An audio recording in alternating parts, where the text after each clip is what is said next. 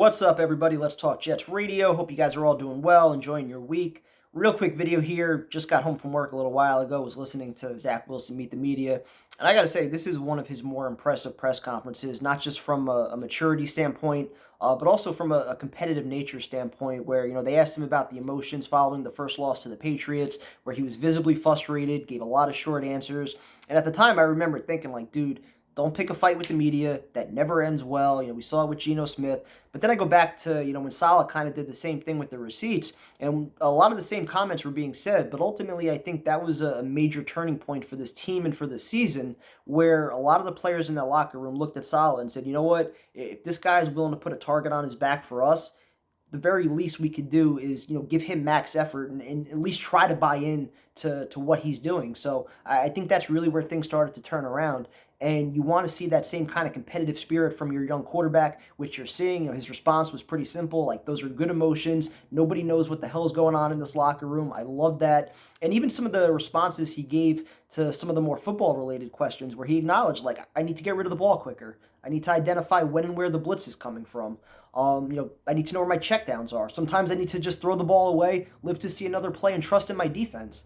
Like, all this stuff is part of the growth process with a young quarterback. And I know I'm as guilty as anybody as far as maybe being a little bit too critical week to week.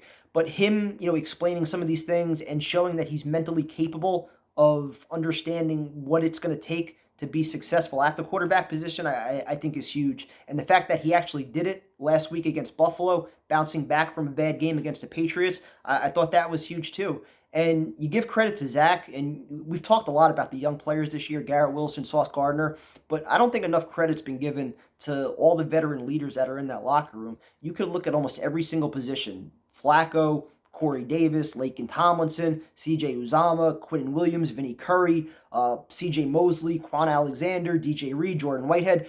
Every single position group has a leader that's been there, that's done it, that knows how to prepare, and that knows how to ultimately teach these young guys the right way to go about things. And so while a lot of these young guys are having success, a lot of these young guys are having success, and we're excited about the growth of this team, I don't think enough credit's been given to the veterans that are in that locker room that are really showing them the right way to do it. So you give credit to the veterans, you give credit to the coaching staff, and ultimately for Zach, him showing that competitive spirit, him still being a little bit pissed off, to me that shows that he expects a lot more out of himself, that he's holding himself to a high standard, he's holding himself accountable for some of the mistakes that he made in that first game.